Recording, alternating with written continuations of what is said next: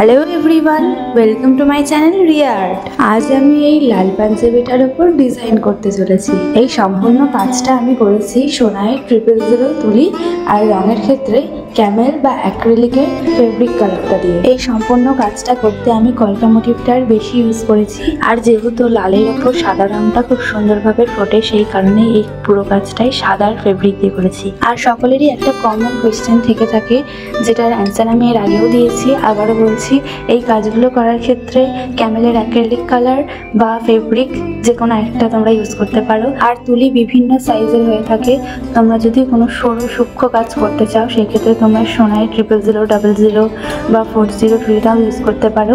আবার তোমরা যদি কোনো মোটা লাইন্সের কাজ করতে চাও সেই ক্ষেত্রে তোমরা আরও বেশি নাম্বারের তুলিগুলো ইউজ করতে পারো। তো তোমাদের সুবিধা মতন তোমরা তুলিটা ব্যবহার করতে পারো। তোমরা যারা নতুন নতুন কাজ করতে চাইছো তাদেরকে আমি বলবো, প্রথমে তোমরা রঙের ক্ষেত্রে কোনো বড় ফটো কিনবে না, তোমরা ছোট ছোট যে ফেব্রিকের ফটোগুলো পাওয়া যাবে সেইগুলো কিনে করতে পারো। তো এই পাঞ্জাবির কাজটা তোমাদের কেমন লেগেছে অবশ্যই কমেন্টে জানিও। দেখা হচ্ছে আবার একটা নতুন ভিডিওতে। টাটা।